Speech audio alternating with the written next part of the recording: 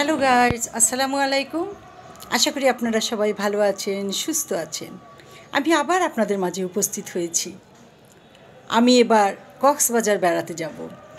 অনেক দিন উমরা করে এসেছি তো ভাবছি একটু কক্সবাজার ঘুরে আসলে একটু ভালো লাগবে। তো প্রোগ্রাম করে ফেলেছি, ইনশাল্লাহ সামনের সপ্তাহে কক্সবাজারের উদ্দেশ্যে রওনা দিব। আজ আমি আপনাদেরকে একটা গল্প শোনাবো।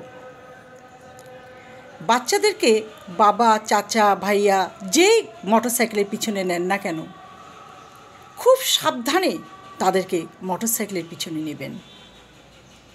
আমার নিজের দেখা মতে এক পিতা তার সন্তানকে নিয়ে সকাল 7:30টায় স্কুলের উদ্দেশ্যে রওনা দিচ্ছিল। মোটরসাইকেল চালিয়ে যাচ্ছে হঠাৎ করে একটা ট্রাক সামনে এসে দাঁড়ালো, সামনে চলে আসলো।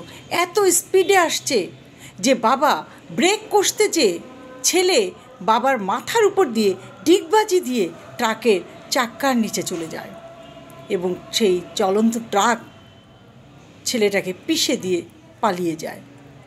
বাবা মোটরসাইকেলে বসে হাঁ হয়ে তাকিয়ে থাকে।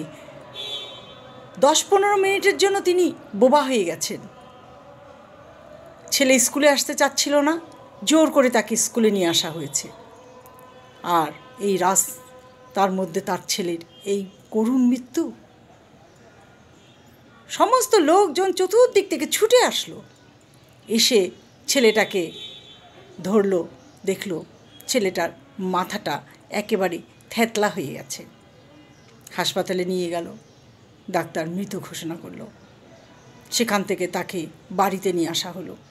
স্কুলের সমস্ত টিচাররা, স্টুডেন্টরা সবাই ছুটে আসছে তাকে দেখার জন্য এক নজর। কি হৃদয় বিদারক স্থান!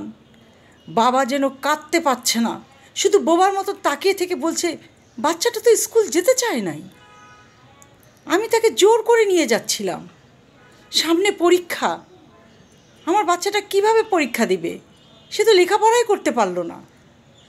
তার বাবার এই করুণ চিৎকার শুনে আশেপাশে কেউ নিজেকে ধরে রাখতে পারল না, চিৎকার দিয়ে সবাই কেঁদে উঠল।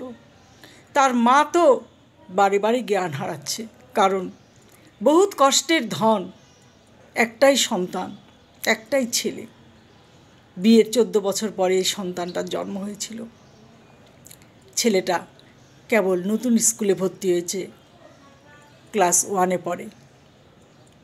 অবাক হয়ে গেলাম, নির্বাক, ভাষা নাই, কাকে বোঝাবো, কাকে সান্ত্বনা দিব, নিজেই তো সান্ত্বনা পাচ্ছি না।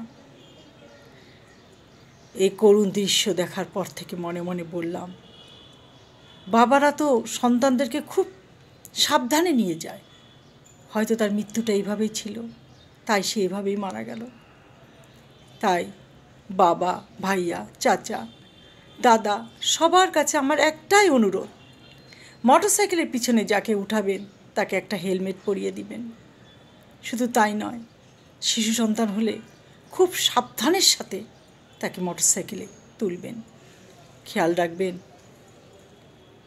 যে সাবধান না চললে মৃত্যু হতে সময় লাগবে না, অ্যাক্সিডেন্ট বলে কয়ে আসে না।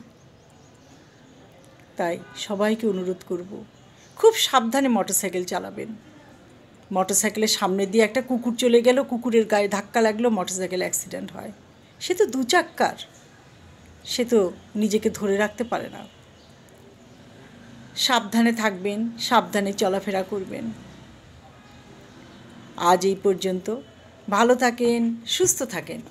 আল্লাহ হাফেজ।